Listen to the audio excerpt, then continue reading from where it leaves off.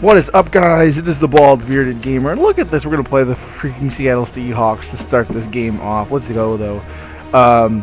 So yeah, we got a couple topics we're going to be talking about today, and yeah, I switched it up a little bit. I'm playing Madden instead of NHL, but we're going to talk about the Chicago Blackhawks as well, and how the Stanley Cup is now 2-1 in favor of the Tampa Bay Lightning.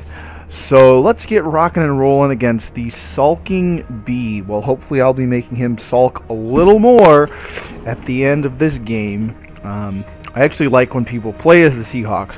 Why, you might ask? Well, because a lot of people like to run around with Russell Wilson, and we have ways of stopping that. Now, Marshawn is a beast. He always will be until he retires. But I can stop Russell Wilson. One of the first topics I actually do want to talk about is the fact that I do think it's hilarious that I mostly play as the Dolphins in this game. I almost always do play as the Dolphins. Sometimes I'll play as the Rams just because they have a really good defense. But everybody seems to look down on the Dolphins because I'll pick the Dolphins. Of course, it'll pop up, whoever I'm playing against, and my team's the Dolphins automatically, so it'll pop up like that. And their team will be like the Saints or the Vikings or something like that. And then they'll switch over to like the Seahawks or the Patriots because they think it's going to be an easy game. And it's not going to be an easy game. It is going to be actually really hard for them because I have a really nice system set with the Dolphins that I like to run. So let's get into it, though. First off, we'll be talking about actually the Miami Dolphins in real life, the current Miami Dolphins. As a lot of people know, the Miami Dolphins have picked up Ndamukong Suh, and nice tackle in the offseason, and everybody in Dolphins training camp is saying that he is just an absolute monster, which we already knew that, but they're very impressed with his work ethic. They're very impressed with how he handles and conducts himself on and off the field and what have you. But the problem with the Dolphins right now is they had such a good draft, and they have already lost one of their big pickups in the draft. Devontae Parker, a young buck wide receiver, has had to have surgery. So it's bad news bears for the Dolphins at the moment. But Parker said that he will be back no later than week 1 for the NFL season. If anybody is familiar with other players, Julio Jones had the exact same thing happen to him, and the year that he had happened to him, he caught had 1,000 yards receiving or something like that. So I'm not too worried about it as a Dolphin fan. Nice pick, holy cow. We will see. But I just don't know yet. Tannehill has gotten a lot better. So, and if you actually look at Tannehill throughout his career thus far, he has improved every year slightly, which you want. You want a quarterback who improves. You don't want a quarterback who digresses. You want a quarterback who progresses. And the Dolphins got lucky signing him to the deal that they signed him to when they did, because 2-3 weeks later, Cam Newton signed a huge mega deal, and so did Andy Dalton. And this dude is smart. He's actually running it with Marshawn instead of trying to pass. The Seahawks, as a team, they have actually improved, in my opinion. I mean, yeah, they've lost a couple defensive players, but that's to be expected. When you're a successful team and you're actually going to a Super Bowl, see, there you go. Like you said, like I was telling you guys earlier, trying to run with Russell Wilson, and I have a good way of stopping that. Anyway, like I was saying, when you are extremely successful and you're going to multiple championships, that's what happens. Guys want more money because they feel like they deserve more money because they're winning, and that's how it really is. But teams can't afford to pay every single player that wants more money. So what happens? These teams pick up these players that want more money, and teams lose and have to rebuild. The Patriots I know I shouldn't be talking about them, but the Patriots are one of those teams where it's just absolutely amazing how they can just always seem to find a way to win games and winning seasons. You know, when you have to reload, and I call it reloading as opposed to rebuilding, every year because you're losing players because you're that good and you're still winning, that's saying something about you as a franchise. So Seattle is becoming that franchise right now. They're still finding ways to win, and like I said, they did improve greatly by picking up Jimmy Graham. That is a huge pickup. Seattle has good tight ends, but they're not as good as Jimmy Graham. No offense to those tight ends. Nice play, Byron Maxwell. So we will see definitely. You know, Seattle has become a lot better. The Dolphins, in my opinion, have become even better than they already are. Their defense is there. Their defense just improved greatly by getting Sue.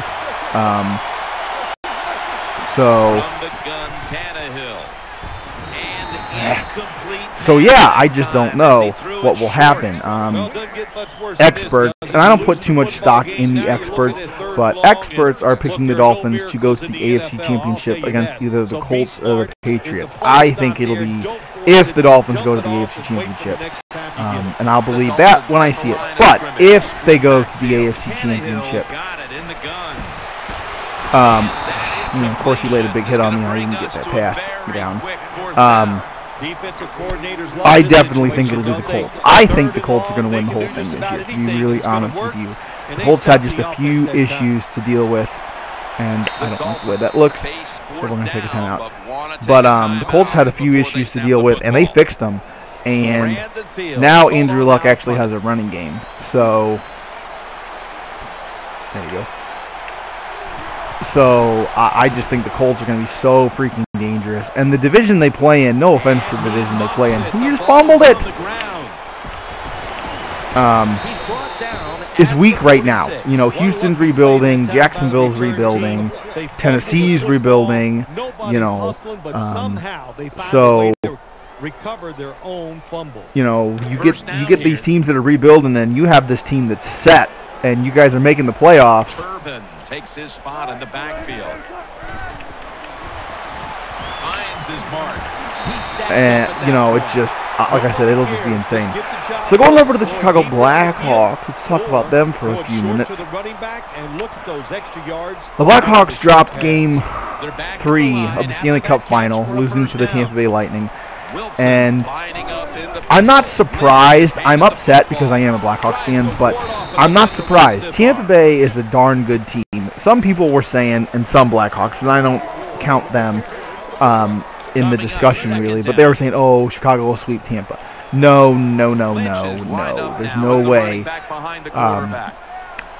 Chicago had any chance in hell of sweeping the Lightning. I mean, the Lightning at the beginning of the season were picked to be here in the Stanley Cup Final, and they are. That's just how good of a team they have.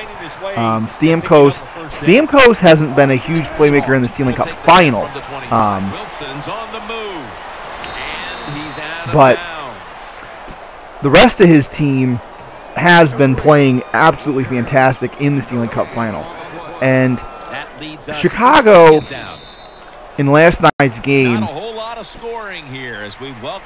they didn't come out fast. You know, Tampa Bay came out really fast, and Tampa Bay took a 1-0 lead, and then it kind of like sparked the Blackhawks. Like I think you know, Joel Quenneville was kind of like, look, guys, you know, you guys have to get your stuff together, and you have to figure this out.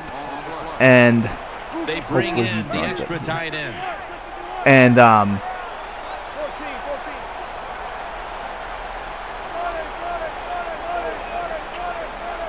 third and 2, right back to him. Mitchell's there to make. And they did. I mean, what was it? It was like 10 shots to none in like 10 minutes for the Blackhawks. So the Blackhawks were shooting the puck like every minute against Ben Bishop.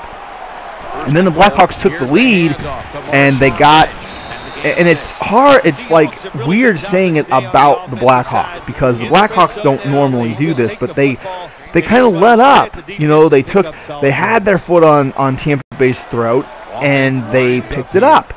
And I just, you know, you can't let up against a team like Tampa Bay. You have to keep on pounding. You have to keep on grinding against them and hitting them and knocking them around. And Chicago had them where they wanted them. But you give a team like Tampa Bay any momentum at all, or any leeway, I should say, rather, and they're going to make you pay for it. And Tampa Bay did. Chicago just can't do that. And I like I said, it's weird saying that about Chicago because Chicago normally, you know, when they have you, they have you, and there's no way you're going to get out of it. And Tampa Bay did. And what's interesting though is Chicago as a team, thank you for that block, you blocked him right into me, has an extremely good home record. You know, playing at home in front of their crowd. And Tampa Bay, on the other hand, has an extremely good road record. So it's just unbelievable that Tampa Bay is playing that well. Do I think the Blackhawks are going to win this series? Yes, I do. I just think they're too experienced. Tampa Bay will win a cup. I totally believe that Tampa Bay will win a cup eventually. I just don't see it happening this year because they're not as experienced as the Blackhawks. You saw that experience come into play against the Predators. You saw that experience come into play against the Minnesota Wild. And you saw that experience come into play against the Ducks. And the Ducks were the team that I really thought could definitely beat Chicago. And they almost did. I mean, they took them to 7 games, and it looked like Chicago wasn't going to win that series because there were times when the Ducks just overwhelmed the Blackhawks. But, like I said, that experience comes into play. And when you're that experienced, you know, it helps because you don't get rattled. You look at teams in any sport on any level, and if they are the more experienced team, they tend to be better off because they don't get rattled. You look at teams like Alabama in college football. You look at teams like Oklahoma in college football. Why are they so good? Because all those players that are in their system have been through it. And it's the same with the Blackhawks. All these players have won 2 Stanley Cups in the last, 6 years. So they're used to it. They're used to the grind. They know what to do. They know how to deal with the media. They know how to prepare. You know, these teams like Tampa Bay and, Minnesota and whatnot, they have never experienced it. You know, they're there for the first time in a while, and yeah, you're a good team. I get it. You know, I'm not saying these teams are not good teams, because they are. You got to be good to be where you're at. You know, it's the best of the best in the playoffs. But there's best of the best, and then there's people who are above you. And the people who are above you, catch that ball, Wallace, are the ones who, like I said, have been through it, who know what's expected of them, who know how to approach these things. And the Blackhawks need to use this as motivation. You know, you've been there before. You know what it feels like to win a cup. You know, Tampa Bay doesn't know what it's like to win a cup since, what was it, 06, I think it was, when they won it with St. Louis, and I could be wrong, don't quote me on that. But, you know, what I'm saying is that experience will come into play. You know, Tampa Bay is on that high right now. Oh, we're beating up on the Blackhawks. We got a 2 games to 1 lead over the Blackhawks, you know. But, you know, Anaheim did too. So the Blackhawks are just like, oh, we've done that. We've done that. Catch that ball. Nope. So we will see. We will definitely see. You can throw it underneath. You can pump fake the safeties. Patrick Kane's got to step it up a little bit. He hasn't. I don't think he's scored yet in the Stanley Cup Finals, so that bothers me a little bit. Taves is always just Captain Clutch. Just always. That dude shedded that block so well. Holy cow, we're gonna go. This team, one of the better tackling teams in the NFL, and they play the situation. This dude's trying to take a timeout so he can get the ball back with some time. Yeah, another thing about me and Madden, guys, is, man, if you give me opportunity for points, I'm taking my points. I am not gambling. They screwed me a couple times in the past, and I don't play that game. I don't. But they're fortunate they do get the field goal try, and they make it. Yeah, I'm hoping the Blackhawks can pull it out. I don't think it doesn't look grim to me. It's not like, oh, the Blackhawks are done, they're gonna lose, But Tampa Bay is a very good team, and people need to realize that. And Lynch is in the backfield, single back set to the ground. He's going to be tackled right around the 24-yard line, and it'll be 2nd down and 6 after the running play on 1st down. That ball never got past the line of scrimmage.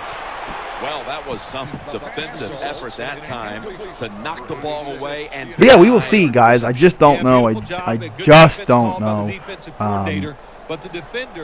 It's interesting looking at all the off-season things right now. Potential trades and whatnot, and especially like here in St. Louis. I live in St. Louis. But, there's talk that Rick Nash could come here for, a big trade with, they give it to him on the counter. And Delma's in on the to keep him in bounds, guys. Good job. Not too worried about this at the moment.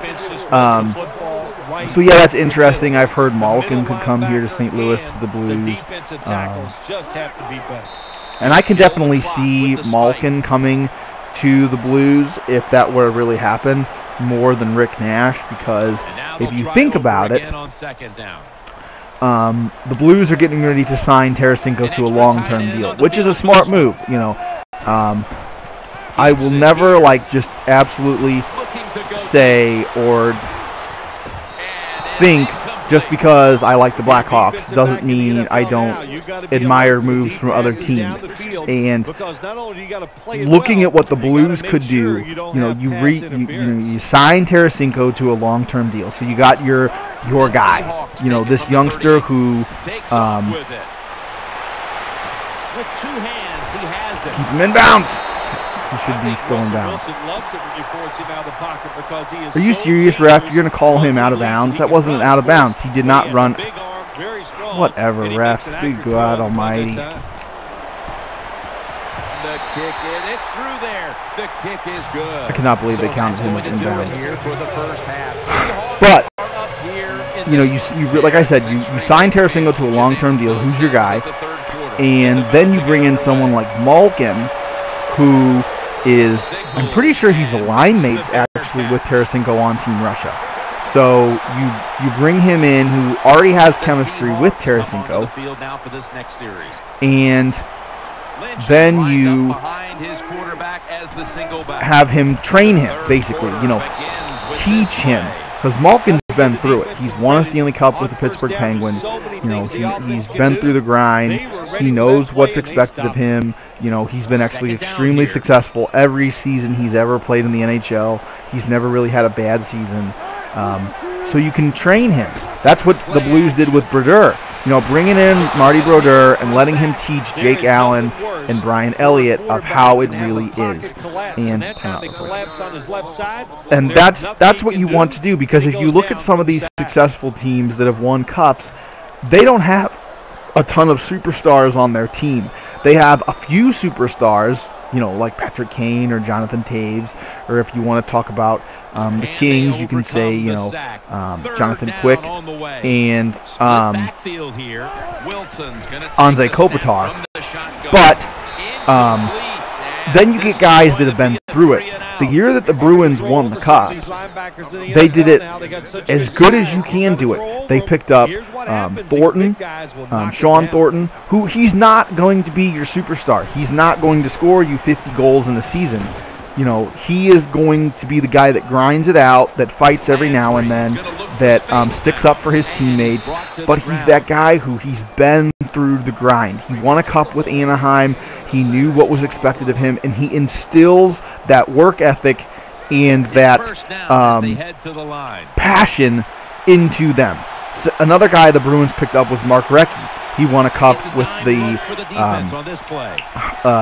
Carolina Hurricanes, and then a few years later he won a cup with the Pittsburgh Penguins, and then he went on to the Bruins. And he was another guy that, he had been through the grind. He had done it all. He knew what was expected of him. He knew how to conduct himself, and he instills those values and that experience and that knowledge on these players that have never been through it. Because there are lots of guys who never even get a shot, and that should be pass interference, but that never actually get a shot at it. And that's what the Blues need to do, because the Blues have a darn good system here in St. Louis. I will admit that.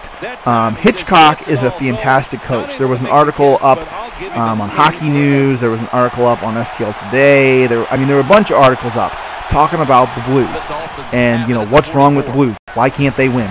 And stuff like that. And, is it the coach? Is it the players? Blah, blah, blah. And it's not the coach. It's the players. If the players don't want to buy into the system, then, that's not the coach's fault. The coach can't go out and score goals and hit people and do stuff that should be done. That's the player's job. And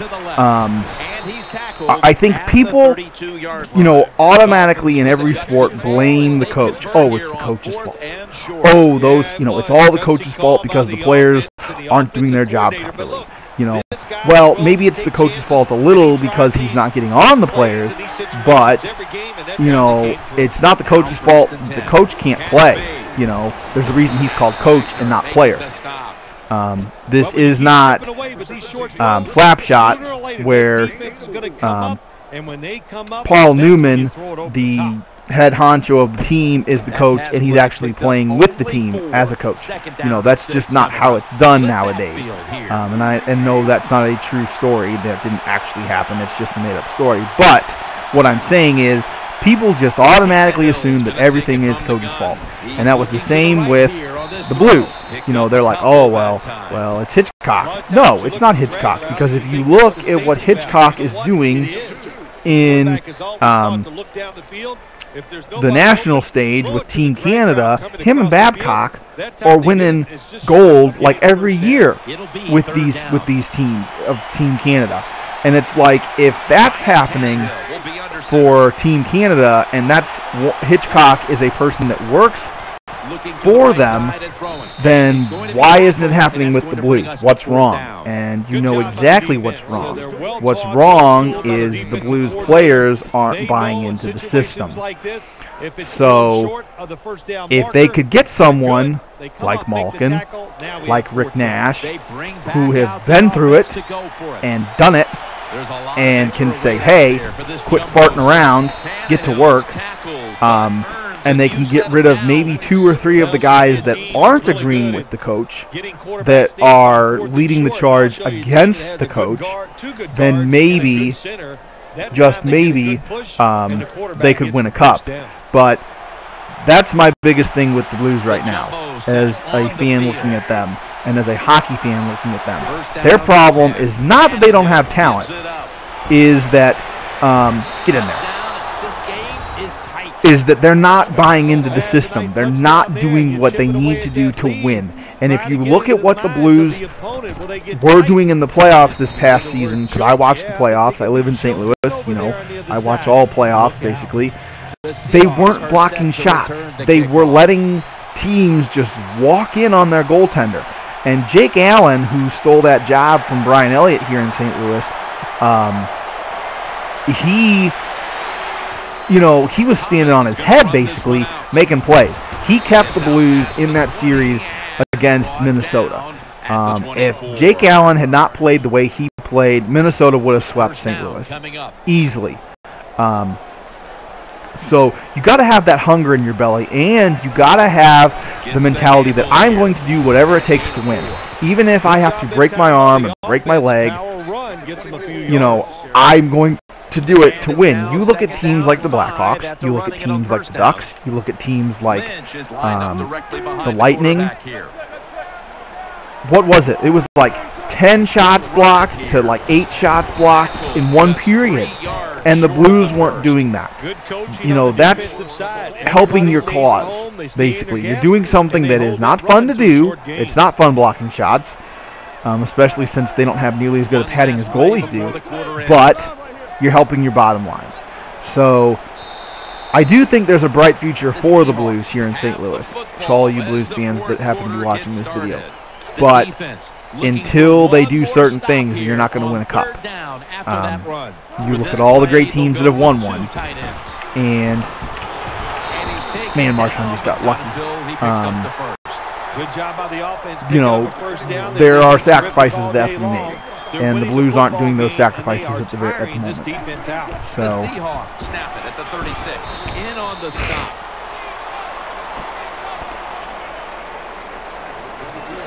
We will see. We will see. How about the St. Louis Cardinals? St. Louis Cardinals, #1 team in baseball right now. Why'd you just go right past Marchand? Holy cow, guy. Like, come on, Starks. You had him dead to rights, and he just ran right by you. Man, you know, the Cardinals, they're winning and winning and winning and winning and winning. And they got been hit with the injury bug, and they're still winning. Lost Wainwright for the season. Lost Matt Adams for basically the season now. And now they just lost Matt Holliday as of what, like last night I think it was.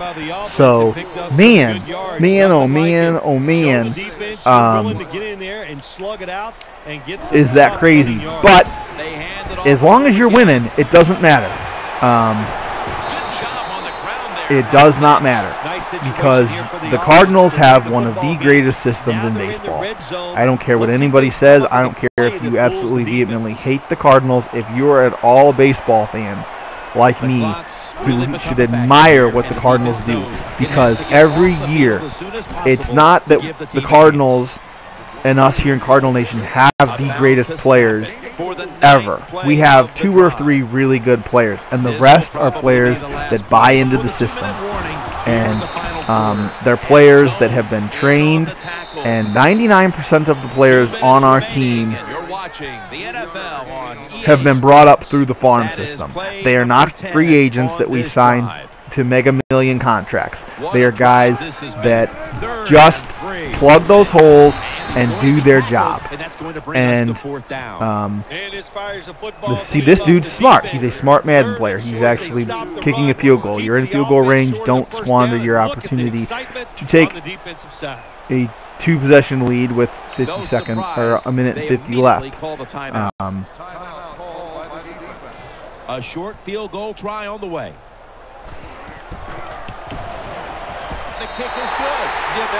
And see, this dude thought it was going to be easy against me, and if I score, it's only a 3-point game. Now, I seriously doubt I'm going to win this game, but, you know, like I said earlier in this video, people just automatically think it's going to be an easy ride playing against me when I'm the Dolphins. And our defense just didn't make good enough plays. You know, we just didn't make good enough plays in this game to deserve the win. We weren't stopping Marchand on 3rd and short. We were letting him get those first down yardage. So it is what it is. Now on 1st down, every snap crucial the rest of the way. Quarters formation. Now let's focus and see if I can actually just make it a 3-point game. There you go. Man, Maxwell just shed that block. Like, holy cow, did he shed that block. Man, oh man. Like, that blocker had no chance. Like, he went to block Byron, and he just... Come on, Tannehill, help me. Help me, Tannehill, help me. Yeah, I do think the Dolphins have a bright future. I think the AFC East, they're getting ready to change powers. I think the Patriots are on the way out. And no, it's not because I'm a hater. And no, it's not because of Deflategate or anything like that. You know, Brady's getting old. It's a fact. It is an absolute fact. Brady will be 39. Maybe he's already 39. But, you know, he's 39, maybe going on 40.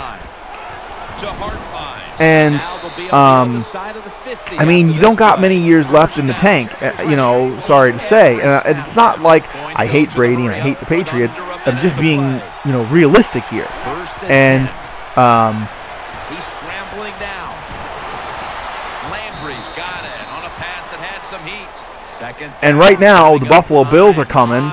You know, the Jets are improving, and the Dolphins are improving. So, I mean, you know, it's not like your division is getting any easier. And, the tackle. First down. Let's see what they come up with here. Like I said, I think the Dolphins are the most fundamentally sound right now, because the Dolphins actually have, I know they need a lot of breaks to maybe see if we can win get this a touchdown football here. game in the red zone. The Dolphins now, actually gotta get have in the end zone quick. currently a starting quarterback who totally knows their system. The Patriots are going to be without Tom Brady for 4 weeks. So you have a guy that does know your system but's never played a game, which is good and bad. At least he knows the system. That's the thing. He knows. Nice pick. He knows the system, but you know, you just don't know what's going to happen. So this is about it, guys. Thanks for watching. Like, comment, and subscribe. And if you like this video, smash that like button down below. And remember, ladies and gentlemen, bald is beautiful, and real men grow beards. This is the Bald Bearded